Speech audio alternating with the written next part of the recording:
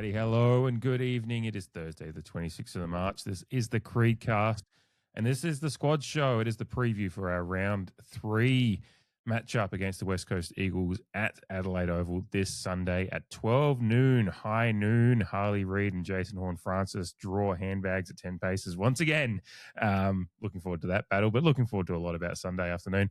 It is an intriguing match being at 12 p.m., which means West Coast fans are waking up and having a beer with breakfast, but I'm all for that kind of behaviour, so all good.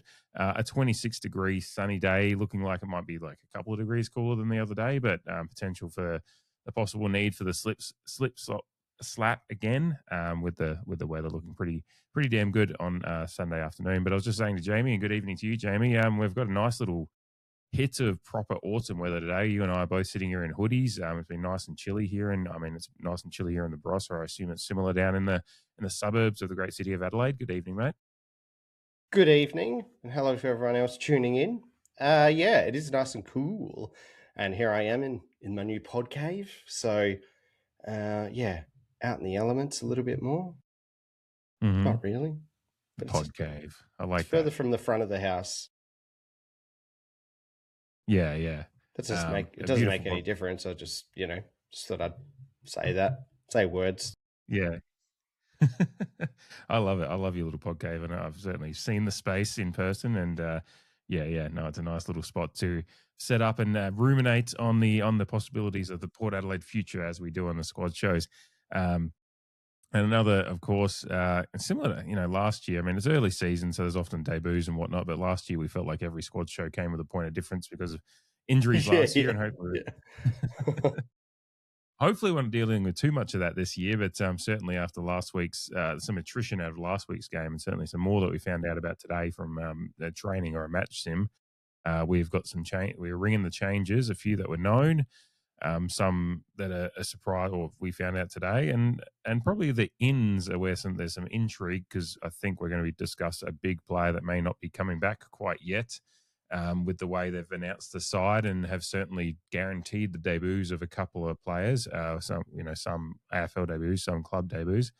The outs, of course, we'll start with that. Connor Rozee, we knew 12 weeks around is what he's hoping for. So, yeah, not seeing Connor Rozee for a while. We'll soon skip. We will miss him. Miles Bergman, we know, is 1 to 2 weeks with that ankle roll from last week's game as well. And the one we found out about today, I only saw it because I'm working today. I was only just jumping on my phone after I finished work at like 6:30 this evening. It's like, first thing I see is like a video of Todd Marshall limping in for scans. I was like, oh, for fuck's sake. Why does this happen to me? So, yeah. So he's out this week, and they're hopeful that maybe it's a short term, maybe similar to the Miles Bergman areas, but they get the scans, and we shall see. But, it's 3 big players out. But that does present some opportunities. And, of course, we're talking extended squads tonight, being that the game is on Sunday. So the extended ins are Lockie Jones, Ollie Wines, Mitch Zadow, Will Brodie, Dante Vicentini, and Josh Lyer. Now, the intriguing part of it is that they're talking about Lockie Jones coming back into this side. And I believe he's been named in not that this means much, but he's been named in the on-field side in the named squad. So that does seem to lean towards him being in the squad. So that's one. And then they've kind of, the way with the socials and how they've guaranteed a Josh Lye debut and a Will Brodie club debut, that leaves a certain Mr. Brownlow medalist Ollie Wine seemingly possibly playing Sandful footy on Saturday afternoon. It certainly does, and it's a very intriguing return to football, considering that he wasn't injured throughout this whole period. He just had to serve a suspension, a fucking stupid suspension, might I add, particularly considering other people who have been let off for similar indiscretions. But yeah, interesting. So he's been able to contribute to all match sims and train just like everyone else, but it would seem that they're giving him a run up through the SANFL, and I suppose they've had a trial, well, they've had a couple of trials actually, but and then last weekend was a break in between for the regular season starting this weekend in the SANFL. So, yeah, just a little bit interesting. But I'm not unhappy that Will Brodie gets to show us what he's got. We mentioned that, like, if Ollie was to come in, that the mix would be very interesting, particularly at CBAs. So maybe they've taken that into consideration and then gone, Jack Watkins, you've stepped up in round 2, so you get another goal as that kind of nuggety midfielder. See if you can go again with the experience around you, because Will Brodie has played. He's actually only played just over 50 games. It seems strange for someone who's been in the system for that long. I would have thought he'd just knocked up the 100 over the years. I know Gold Coast, he didn't play a lot, and Freo, we kind of know about. But it was a bit weird to read that, but he is experienced in the system. So, perhaps I've looked at that. And like you said, Lachie Jones is named on the field. So that, always means, as far as we've done this, that he's back in. So it leaves Josh Lai, like you said. I like it. I like it a lot. Josh Lai. It'll be interesting to see what he can offer.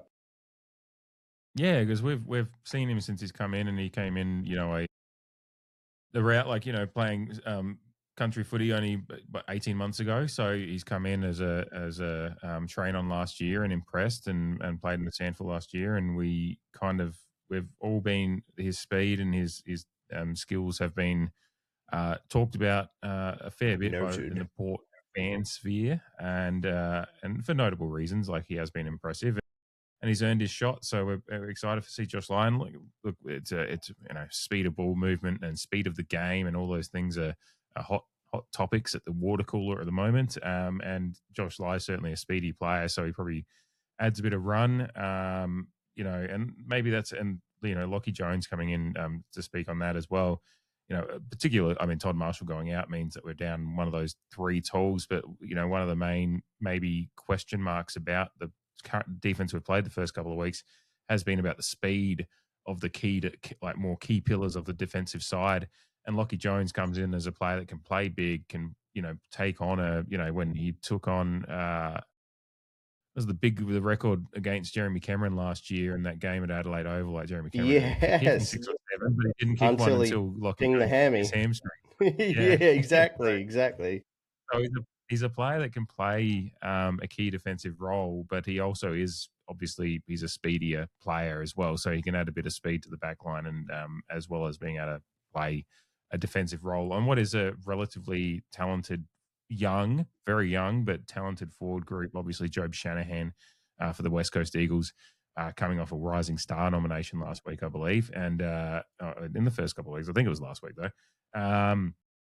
The likes of obviously Jake Waterman and co down there as well, and a couple of other young players. So I think for the backline we're coming up against, the forward line, our backline is coming up against Lachie Jones actually coming in. Look, I'm not saying I would have, I would have been happy going with Todd Marshall if he was fit, but I guess that's probably one of the concerns. One of the concerns that I do want to see addressed by actually getting the data, like can they back up, can they perform against good, talented, speedier sides. So, and not that I'm saying West Coast is one of the most talented sides, but they played a brave style of football last week to get themselves into the game against North Melbourne. Slightly unconventional at times, but so I would have liked to have seen the defensive mix that we've been going with the first couple of weeks, kind of given another test against a side that is somewhat unpredictable and will throw some things at us.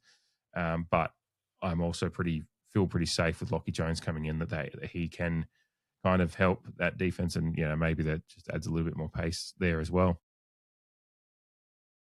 Yeah, certainly they've added some pace into our defensive ranks. It will be an interesting scenario with the height that West Coast do have forward. Obviously, Waterman, Duff Tyler, and Shanahan. Duff Tyler and Shanahan obviously being first and second year players, but they're very talented young players. Shanahan in particular can take a very good mark.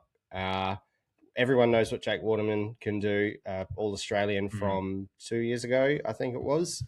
And so the matchups will be very interesting because Duff, Tyler, and Shanahan are about 200 centimeters, and while Alir and Asava are our tallest defenders, they're still only mid to high 190s.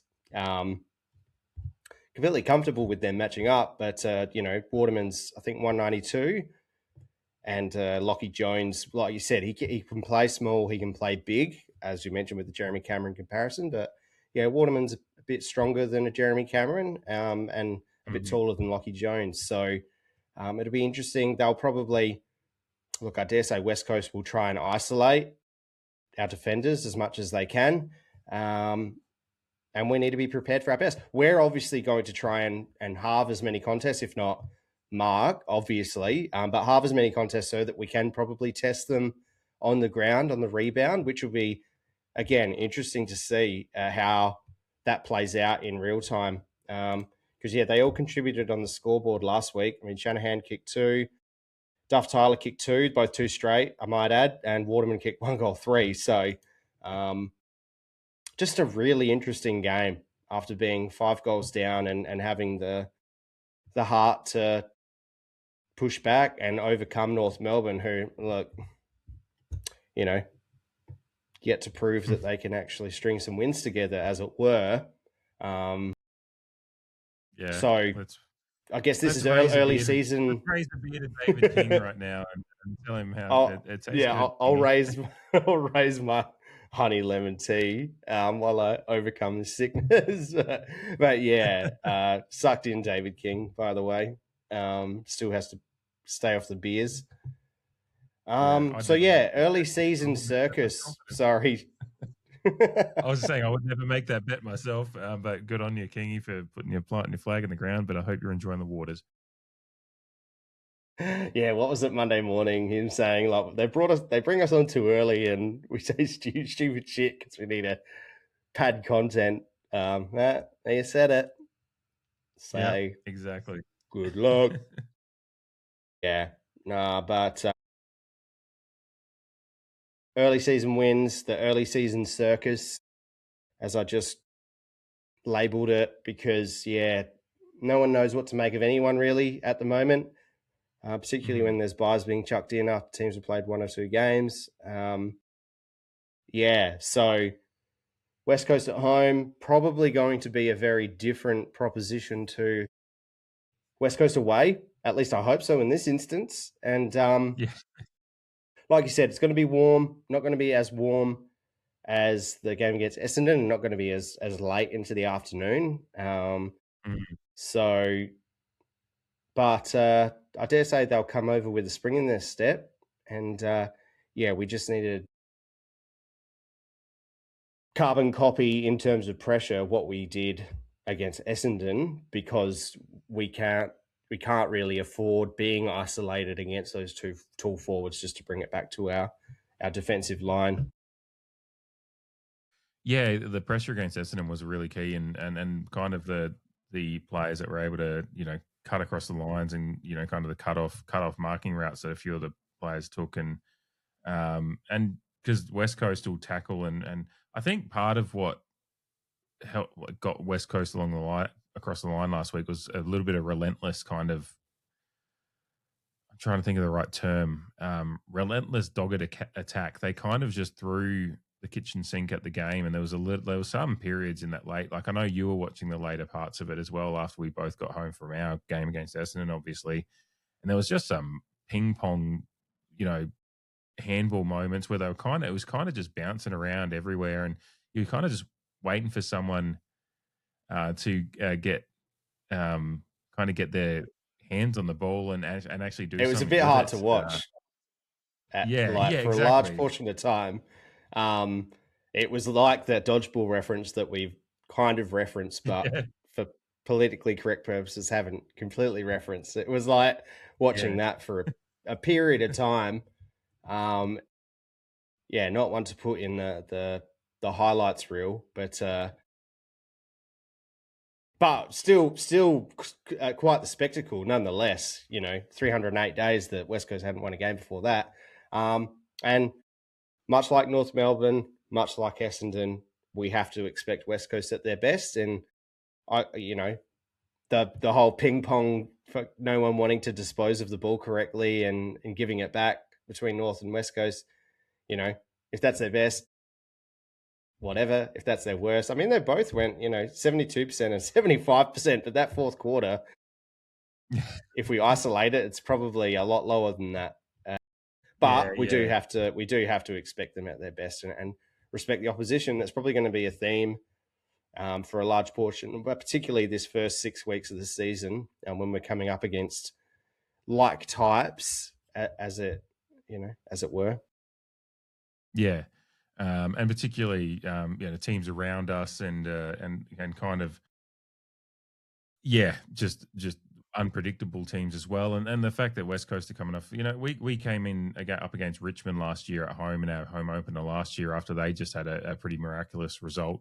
Maybe not so miraculous when you see how Carlton have gone since, but at the time it felt like a big result. And it still was a big result for a young Richmond side. And then we'd come off an embarrassing result too. Yes, yeah, exactly. So very, very similar areas. Obviously, a game in between this year, but West Coast are coming off a very impressive result for them. One that's buoyed their home fans. They're having to come over here, so we kind of hope we can just do a similar job to what we did to Richmond last year. Was kind of just take advantage of a team that was coming in, cock a hoop, and they were able to release a little bit in the game last week, and hopefully we can kind of just bring them back down to earth a little bit with a solid home performance. But it will require a lot of accountability for some young stars. Obviously, Harley Reid is now into his third year this year, and he's had a very, very, very good game last week. There's a balance still with Mr. Harley Reid as to how he curtails his own aggression and desire to just be a pest, so to speak. But he did compartmentalize that pretty well with what was a very, very handy performance that led his side to a win.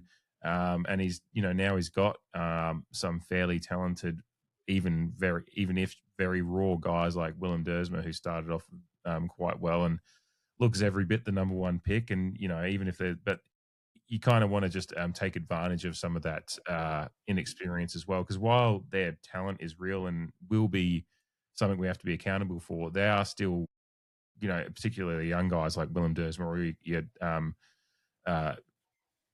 Cooper Tyler. I keep forgetting his name because it's Cooper Duff Tyler. Duff Tyler. Yes, yeah. I was going Cooper Tyler or something was going through my head. There's a lot of young players in the side. What you want to take advantage of is a little bit of experience and hopefully just a little bit more faith in your structure that you can kind of disrupt the lines a little bit. North Melbourne probably, and look, we're a fairly young side as well, but North Melbourne have got us probably were a similar, didn't have the experience to handle when West Coast started throwing things at them. Whereas I hope we've got a little bit of experience around the field to be able to kind of general that around. But we are coming in with a few raw players as well, so that kind of battle of experiences and composure under pressure will be kind of one of the key tells of this game. Certainly, West Coast have got Jamie Cripps was really, really good last week. Yo had some great moments as well. So they do have some experience sprinkled in that side that is quite game winnable, kind of game breaking experience as well. There's a lot of things to be accountable for, and we kind of, I think it'll be who is more composed under pressure, because I think both sides will lean back on, because West Coast's pressure and contested possession game is really, really good. Well, it was last week anyway. They had, I think it was last week, they had a decent amount of contested ball, and they will kind of similar to us. Josh Carr's mantra, and particularly after the first week, was contested. Win the contest and stick your tackles and kind of keep be a good pressure side, and we were last week. West Coast kind of lent on that as well, so it's going to be a hot kitchen, I think, in this one, and I'm really, really intrigued for kind of looking. I mean, we could just look at the middle a little bit, how that mix goes, and I think that's why, getting back to Will Brodie as well, that do we look at this just in a more general term? Is this a sign of who's impressed Josh Carr more and was Ollie Wines, is this genuinely Will Brodie being selected over Ollie Wines at this stage, or do you just think it is that they want Ollie to get some game time in? I really have no idea. I'd love to be a fly on the wall, obviously in selection,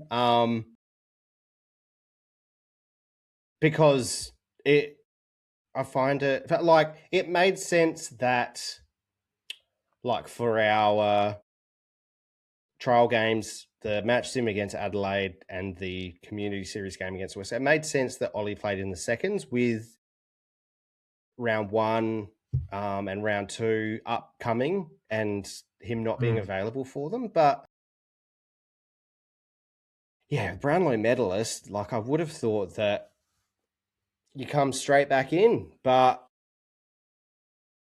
taking it on face value, unless there's something that we don't. And I mean, he was even kicking goals.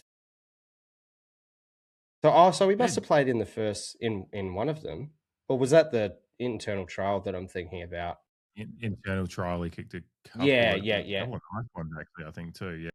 Yeah. Yeah. Good So look, yeah, I hate to sit on the fence, but I really don't. I don't know what the situation is. It may be matchups. It may be the mix. But I would have thought that an Ollie once just picks himself, and you deal with the rest around that. So yeah, look, you might be on the ball with the Brodie, Will Brodie, that is, has impressed Josh Carr more, maybe with a little essence of Freo still running through. He's got a chip on his shoulder versus West Coast. Hopefully that can, bring out the best in him, so to speak. And maybe, picking him with a point to prove when we need to kind of get the ball rolling. We've got our first win, move it on. This is probably getting a bit spiritual and a bit, it's probably got nothing to do with it, but I'm just kind of spitballing here at the moment. I really, really don't know. I'm intrigued. I mean, Will Brodie look good in the preseason games from what we saw? So yeah, and you mentioned Harley Reid, the mono with Jason Horne-Francis last year was absolute cinema. Like, that's kind of what you pay your money to go see. And I dare say we'll get chapter 2 on Sunday because they both can't help themselves. And that's fucking great. And hopefully they both play good games and we win by 10 goals. But what the West Coast game showed us last season in 2025 was what can happen, what they can do to you if you are making mistakes, turning the ball over, trying to play a bit too cute. They took us to task, and it was a very frustrating game to attend, that's for sure, and I'm sure watch by Port fans alike. Now, it's not just Harley Reid. He's got some formidable experience around him, which definitely helped in their pursuit of overcoming North Melbourne on the weekend. But you mentioned Elliot Yeo. He seems to be back with a bit of a point to prove. Jack Graham, who, he's not a top 50 player in the AFL by any means, but he's experienced. He's won premierships, and he can offer that guidance to a Harley Reid. They've listed Willem Dersma on a wing. He definitely showed what he could do, kicking a couple of goals against North Melbourne. But they've also got Tom McCarthy, who I believe is a mid-season recruit for them. He's 25. But I actually really like his game. Yeah, I really like his game. He's just one of those mature age recruits that keeps it simple. And he kind of knows what he's on about. He knows how to play Aussie rules football. He's always racking up disposals, and I think it's a credit to his work rate. Him also on a wing as well. Devon Robertson, they've listed on their interchange. He'll probably play. Again, been around the Brisbane system, so offers your blue chip Harley Reid with some guidance and some experience too. So again, it's nothing to take lightly. I want to see quarter one versus Essendon carbon copied. I think if we don't go out with that intent, it could end up being a frustrating game from a midfield point of view. And even when they lost to Gold Coast by just under 10 goals in round one, they still won centre clearance. They got smashed in a lot of other statistics, like stoppage clearance. They got smashed in, but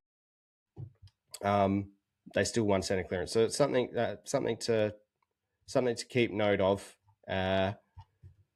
because we've got Zach Butters, we've got Willem Drew, our two leaders in the middle.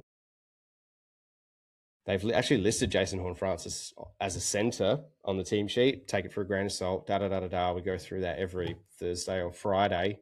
But we've also seen this midfield get overrun when they're just off the pace or taking their opposition for granted, etc., etc. Yeah.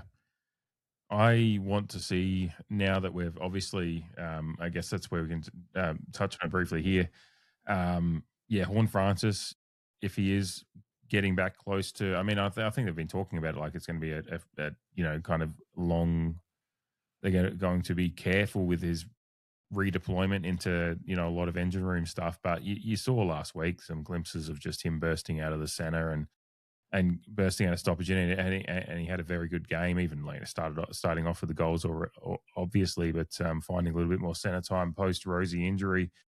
I do want to see him get his spot moments in there. But then you've got Butters and Drew are still a very, very formidable kind of pairing at that center stoppage, and then obviously around stoppage as well. And then when you're talking about bringing like the Will Brodys in, Jack Watkins as well, of course, having his 23 odd disposals last week, and being quite reasonable in there. And then you've got a bevy of other players that can, Richards can pop up with a couple of clearances here and there, and there's options and levers to pull within this game. Obviously, we're going to miss Rosie and Bergman, but there is mixes here that should be very. I mean, when we're talking about still leaving out a player of the caliber of Ollie Wines, that means we've still got options. Like, you're not leaving out Ollie Wines if you're scraping the bottom of the barrel. So it means the coaching staff got a plan, and it means and just to for those unaware, Will Brodie hasn't, as Jamie mentioned before, hasn't played a whole lot of footy. I think it's 54 games in his career. Drafted by Gold Coast at pick number 9 in 2016, but didn't get too much of a shot up there. And obviously, Gold Coast have had their bevy of talent in and out of the midfield there over the years, even though they haven't quite got the mix right as they've until now and gotten to the point of success. But he was traded to Freo in 2021, and with Josh Carr as his midfield coach in 2022, he played 25 odd games, I think, with finals included, and he was top 10 clearances in the competition. He averaged a bit over 5 clearances a game, whilst also averaging almost 25 disposals a game. So in a season where he had the trust of his coach, his midfield coach in Josh Carr, and he was averaging 25 odd disposals a game and a bit of a touch over 5 clearances a game, having a couple of games with 10, 11 clearances. So he had some beast mode games as far as his accumulation and his ability to extract the ball from stoppage and whatnot. So it's a player that can do that job. And if he's come in and impressed his former midfield coach and now head coach again, and obviously that's not just a Josh Carr decision, that's a department decision, and obviously it would be in close consultation with the likes of Stuart Dew. They've been impressed with how he's gone, and they've given him the nod. So I've got to just trust the coaches in that. If they're picking Will Brodie over Ollie Wines, like, I sit here and go, I love Ollie Wines, and I am intrigued, but I'm not going to get too mad about that. I'm going to sit back with an eyebrow raised in positivity and go, okay, let's see how this goes. I'm excited. We were excited when we. I don't know if excited is the right word, but I think people were like, okay, bring Will Brodie across. That's fine. I know some media might have called it a list clogging move, but I was okay with it because we traded away a draft pick that literally didn't exist in the end. So it doesn't really matter. And he's come in and impressed the coaches and has a role to play now. And that's why you bring in these kind of players, because AFL seasons are an attrition business, and you need to have guys in the wings waiting. And Will Brodie's getting his number called 3 games into the season.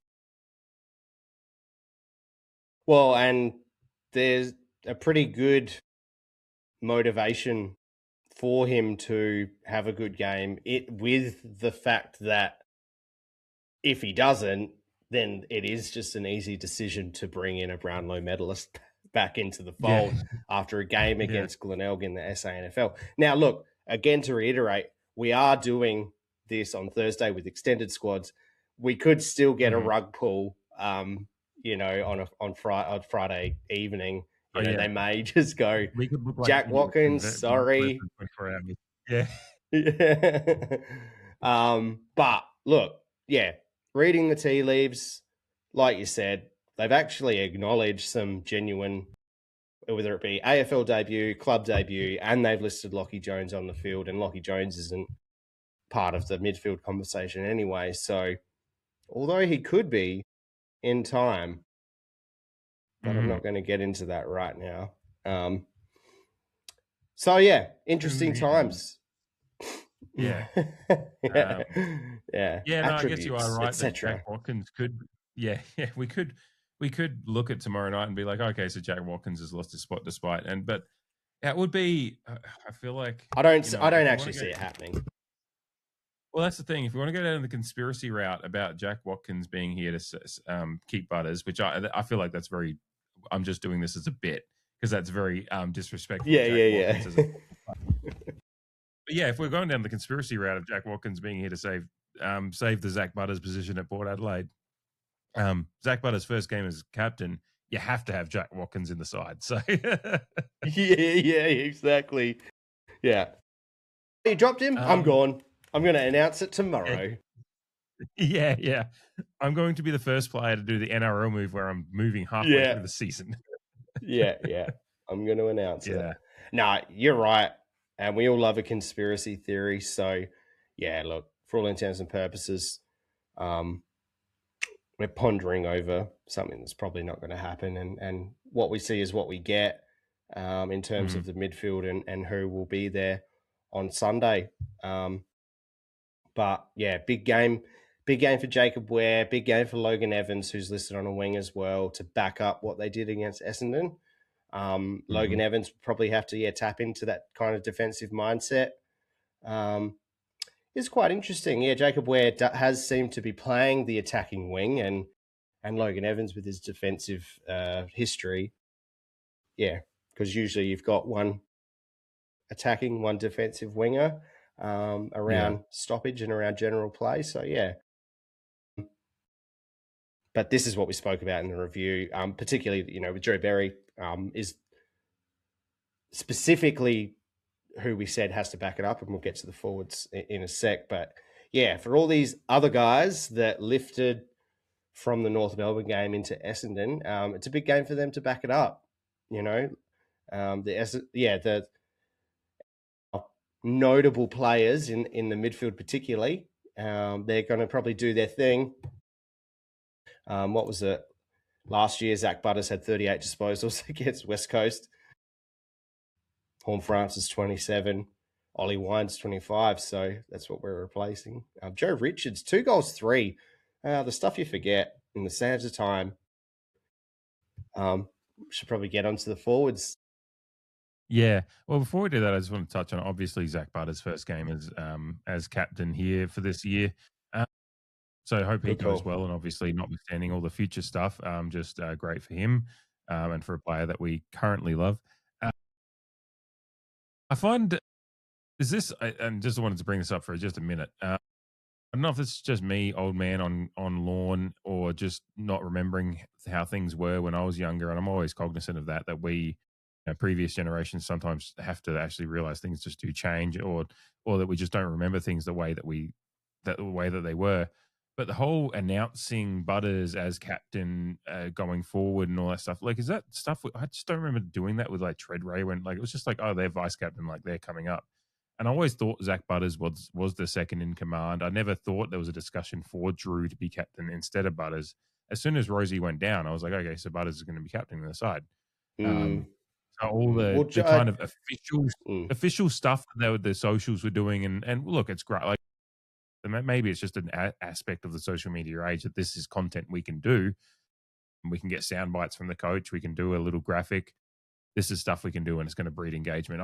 So I understand that. So I'm like wondering, am I just misremembering? But I just don't remember. It's like I thought Mm. back in my day when I was a young whippersnapper, I just remember like it was just like Primus goes down with a knee injury again. It's like okay, so Treadray's captain, and next week he's Mm. just named as captain and he's going out for the toss, and that's all we kind of get. So um, maybe it's just me. I just thought Yeah. it was just like this is I just thought, and it's not that I'm actually being critical. It's just I was like this is crap. Like the amount of like content that was coming out about Butters as captain, Butters as captain. I was like, this a little crazy, or is it just like? But again, not in a negative way. I was just like surprised by it, and I was trying to remember, get my member berries out and just I remember, and just try to figure out if Remember. that's the way it I was when I was a remember. kid, or Yeah. Nah, it may be just taking the piss out of the competition a little bit, just to remind everyone that he still plays for Port. yeah. But no, I can't really recall. Yeah, but I don't really pay attention to other clubs' socials either or announcements. But I it's even did us, just wasn't in it? That's what I was thinking. It was yeah, just in my experience of us, like when as a club, when we've had captains go down injured, has this been a kind of content yeah. route we've gone down before? But It just reminded yeah, me of it reminded me of a year where I think all of our captains and all of our leadership group were injured, and I think was it Hamish Hartlett or someone had to captain, but they weren't. Yeah, he wasn't a vice captain, and he wasn't part of the leadership group. But we were just that mm, fucking. I can't remember what year that was. I think we went down to Geelong as well, and it was like, oh, for fuck's sake, we're sitting ducks here. yeah. Yeah, anecdote. Anyway, back to the show. Yeah, Zach Butters is captain though, so a big game for him, of obviously to back up what was a very very good performance last week, and same with Drew, and same with Sweet, like the center group. Sweet should be the starting favorite for the ruck contest, and he just has to kind of do what he did last week and throw his body around a little bit and just utilize that midfield mindset that you brought up in the review. Again, shout out to the review Hmm. and go back and listen to it if you haven't already. To the Essendon game on all your podcast platforms. If you're listening here, you can find it. So yeah, big game for all of them to kind of back up what was a pretty impressive performance last week, and certainly I've been very very happy with Willem Drew's start to the season, and long may that continue. I mean, if Willem Drew can even get somewhere close to his clearance numbers from last week, we're probably having a pretty good game.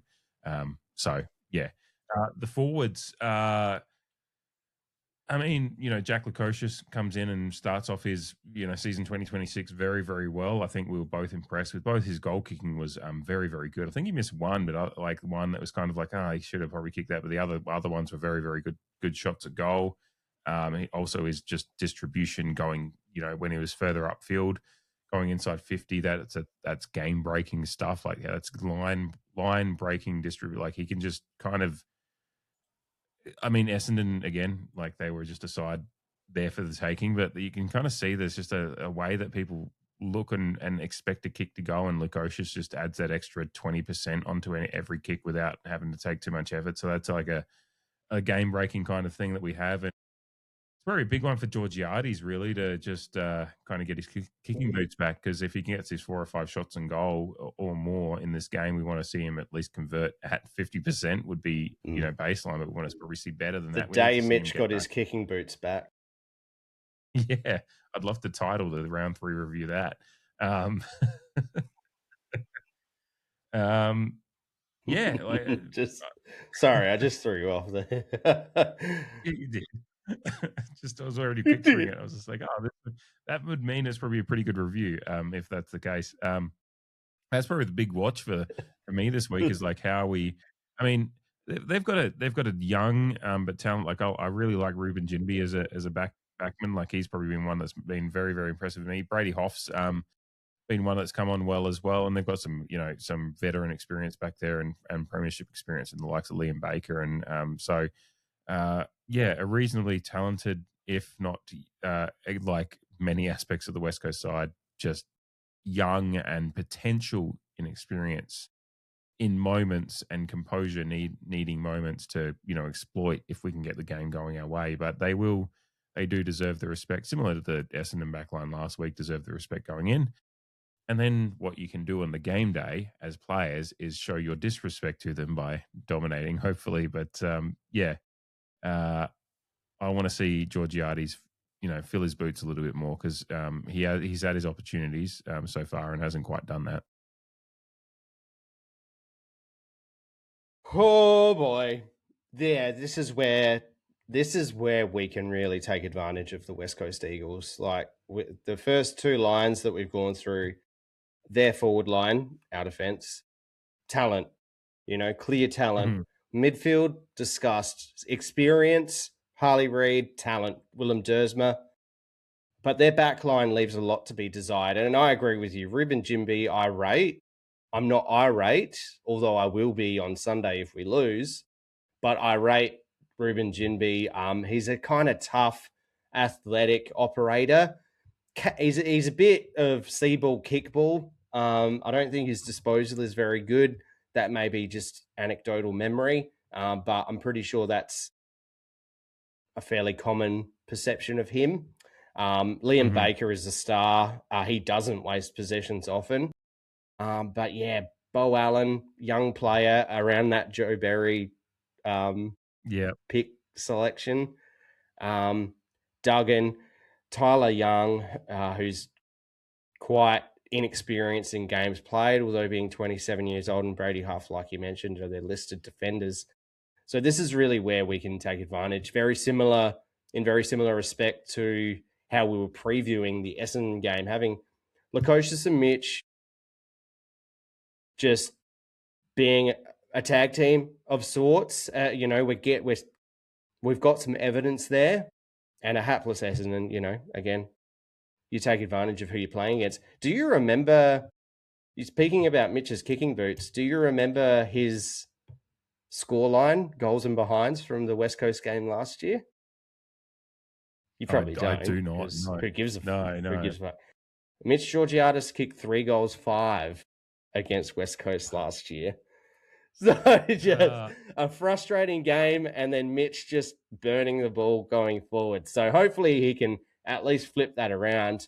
My sleep paralysis demon is going to be Mitch Georgiades 3 goal 5 and 2 goal 2 plus 1 out in the full fucking score lines. Yeah. Well, and this is where Gold Coast in round 1 took advantage of West Coast. Ben King kicking 5 goals 1.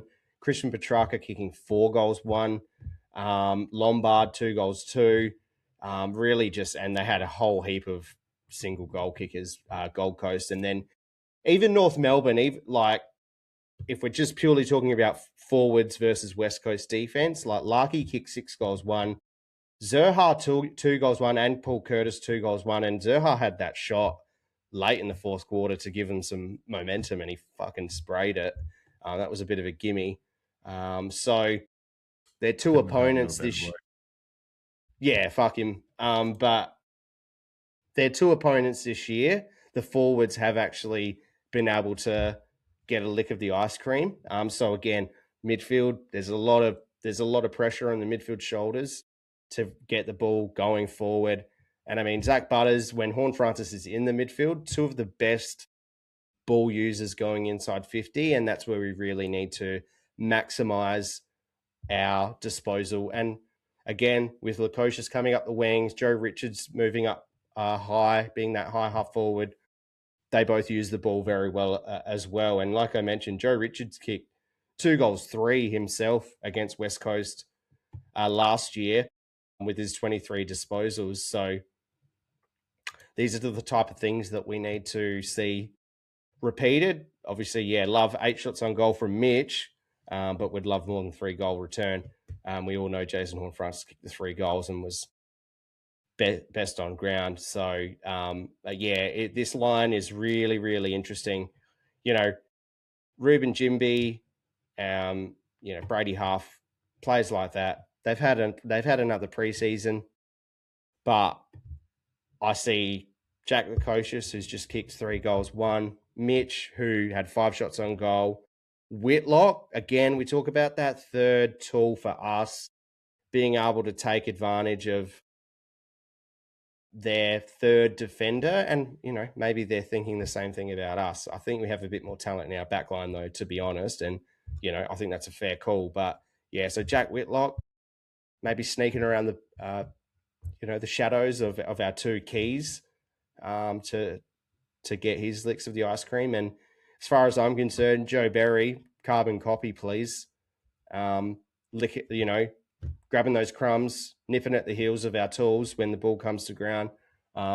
Because yeah, there's a lot on offer if we can get the ball inside our 50 with enough regularity. Yeah, no, I absolutely agree, because I think that's where, we've got the talent there, and even against North Melbourne, North Melbourne's troubles against West Coast started with just poor ball use and just really kind of falling to bits in the middle of the ground. They Sheasel had 39 disposals, but he used it at like 65% and just was actually kind of an accumulator, but it was ineffective, which brought Kane Corns no end of glee in his Oh man, 5-all reviews of that one.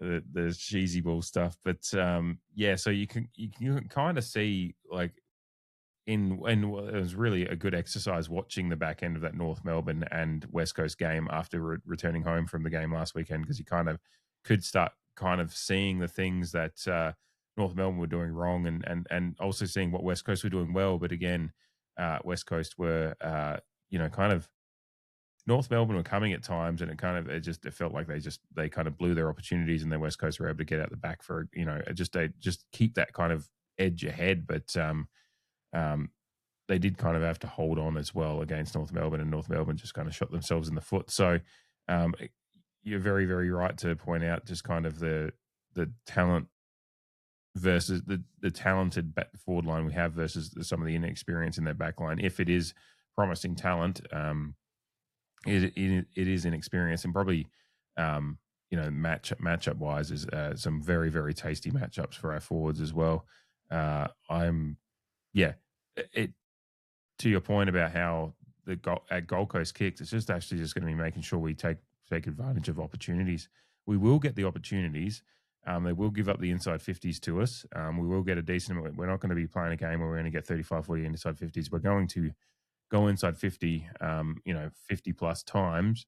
It's about how we enter that 50. The likes of Butters and even Willem Drew's been having some nice little kicks inside 50 and getting a little bit more involved in that kind of aspect of his game, and the Horn Francis's and then the others around him, the other guys, Will Brody's and co, whoever it may be, that distribution inside 50 will breed opportunity, and we've just got to take the opportunities.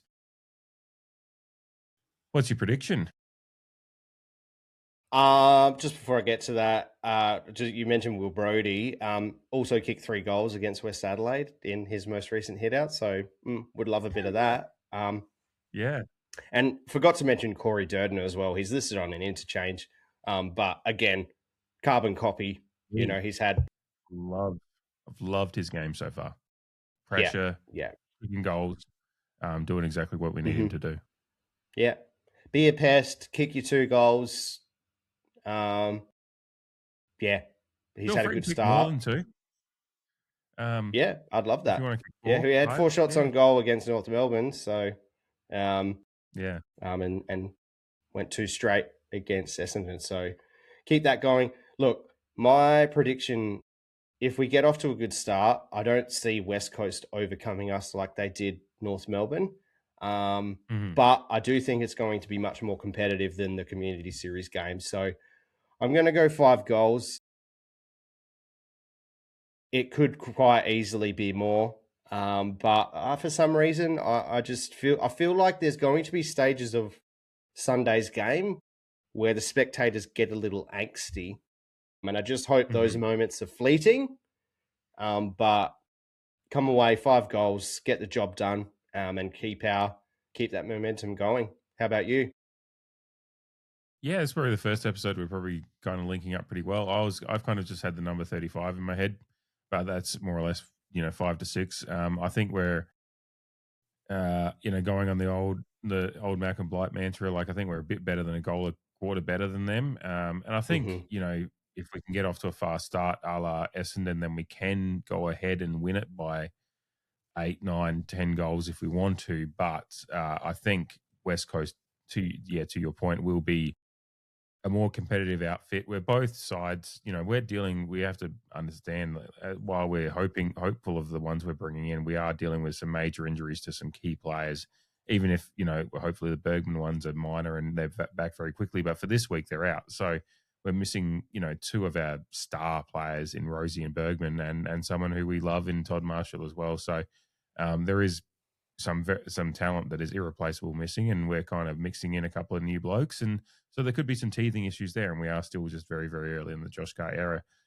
Josh Good Carr, point. Obviously a Western Australian boy, a Fremantle boy for a part in his career, so it's kind of like probably a little bit of uniqueness for Josh Carr as well, coaching his club in Port Adelaide, but against his second rival in West Coast. I think he won a Glendinning medal in a derby once, Josh Carr as well. So he certainly had his moments in derbies, and so he probably has it'll be interesting to. I'm sure we'll never know, but what his kind of locker room's pre-game speech will be. There'll be, if there's any personal anecdotes about, brawls at the, Fremantle's version of the fucking Ramsgate. I don't know, but yeah. Oh, yeah. They do have a pub that's on like the Esplanade kind of thing. It's a nice pub too. I can't remember its I've never name. been over to WA. I do want to get over there for go for an away trip for Port Adelaide at some point and then see, Yeah. No, Freo is a good time. I mean, Perth is a good time. I've been there a few times myself. Go down to Mandurah as well. But Little Creatures Brewery used to be in Freo, but I was told that it closed down recently. Yeah. If anyone is listening in WA, feel free to write in and correct that. Interesting. Yeah, because Note. Little Creatures felt like a big beer there for a while, but I haven't actually thought about it for a while. So, yeah. 5 to 6 goal win would be very, very send me home on Sunday afternoon. Very, very happy, and hopefully not too sunburnt at all. Any other notes you want to bring up tonight, or happy to close off and look forward to a fun little weekend? Definitely looking forward to a fun weekend. Just want to say thank you to everyone tuning in wherever it may be. The numbers on really all the episodes to start the season, whether it be their preseason shows or our reviews and previews. It's been great to see the support, the views on YouTube, the streams on audio platforms. Just wanted to say another thank you. Thank you for your support. If you know any Port fans that love a bit of Nuffy chat, be sure to recommend us to them. Absolutely. Yeah. We need more Nuffies in the circle. We want to create an army of Port Nuffies that love just chatting about the game. So get them on board. For sure. I'm ready to close off for the evening and look forward to a weekend and hopefully another big Port win. So thank you always, Jamie, and thank you to everyone out there. Can the pair. Same to you. Can the pair.